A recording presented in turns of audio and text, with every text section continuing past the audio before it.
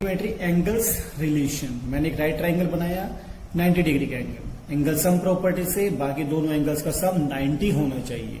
If this angle is of theta then remaining angle last angle will be of measure 90 minus theta. ये हमारे complementary angles कहलाते हैं जिनका सम 90 degree होता है। दोस्तों वीडियो को लास्ट तक जरूर देखना क्योंकि मैं आप लोगों के साथ अपने व्यूज शेयर कर रहा हूं जो कि कंसेप्चुअल है।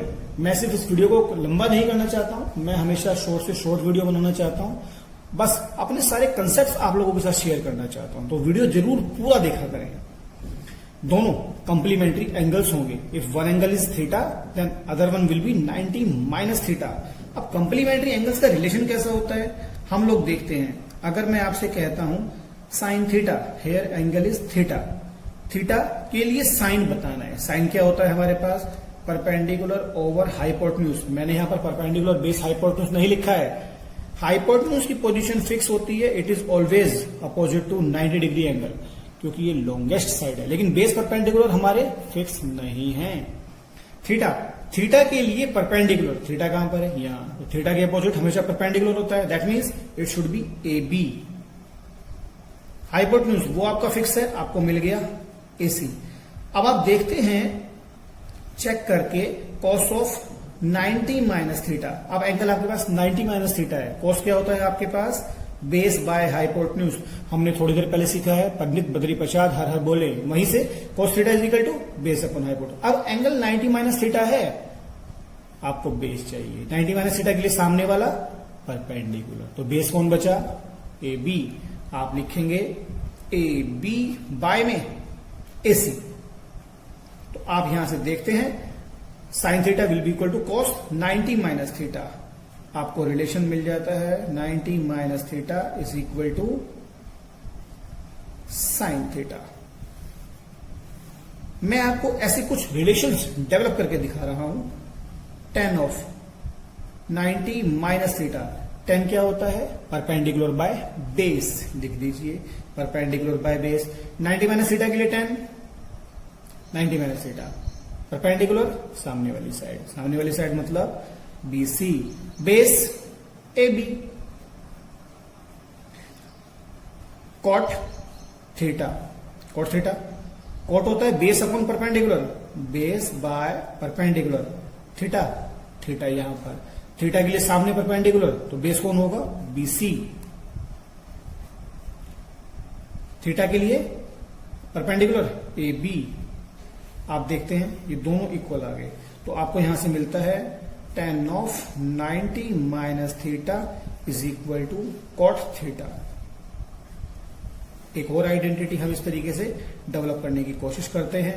अब हम देखते हैं कोसेक। कम से कम तीनों के तीनों ट्रिग्नोमेट्रिक रेशियोज तो हमारे पास आ जाएं, देख पाए हम लोग।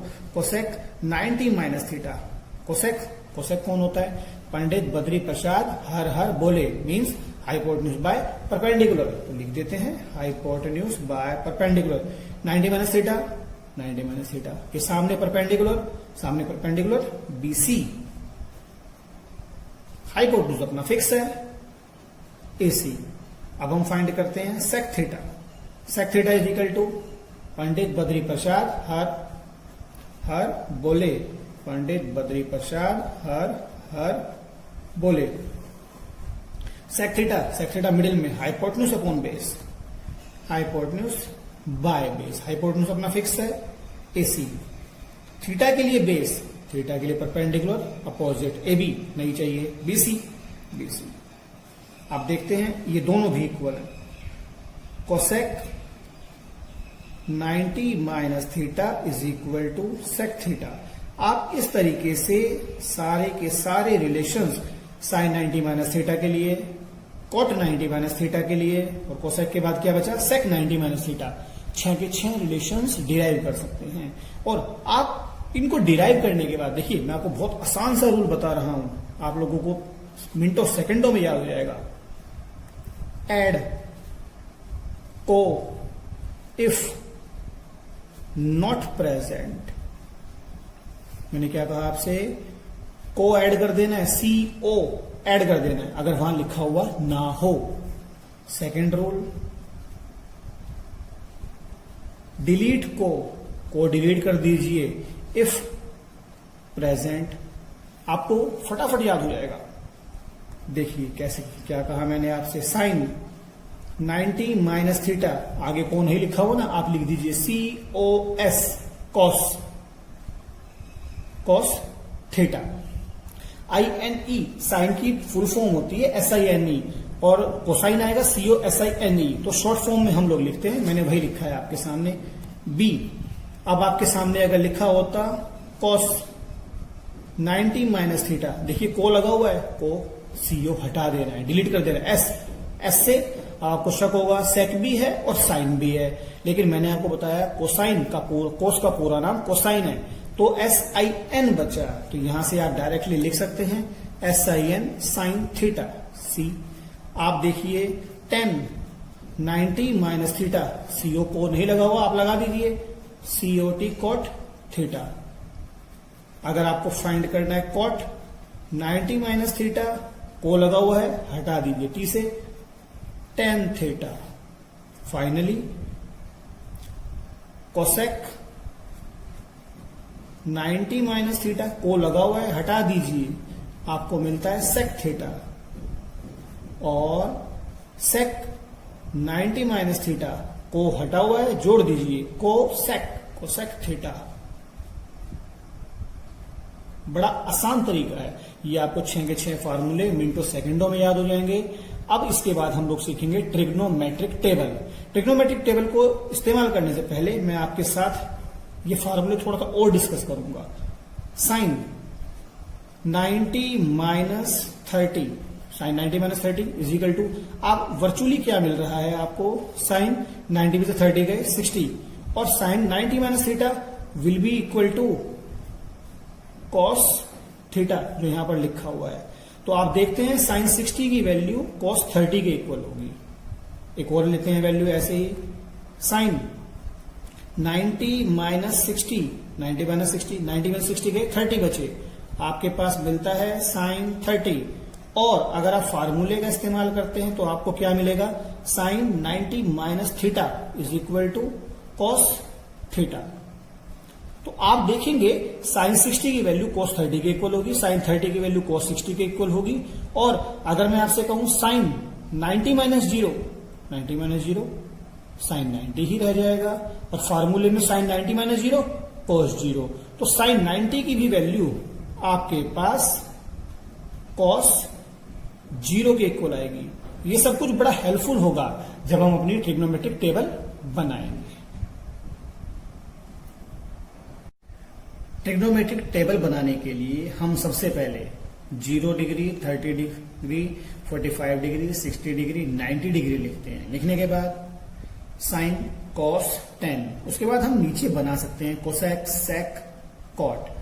जो वैल्यू साइन के लिए आएगी उसका रेसिप्रोकल कर देंगे, हमारे पास कोसेक आ जाएगा। तो हम पहले इन 3 की वैल्यूज को डेवलप कर लेते हैं, बाकी वैल्यूज को हम रेसिप्रोकल करके कोसेक, सेक और कॉट को फाइंड कर सकते हैं। अब हमें साइन फाइंड करना है तो आप क्या करेंगे, सबसे पहले यहां पे लिखेंगे 0, 1, 2, 3, 4, और इन सभी को डिवाइड कर देंगे 4 से।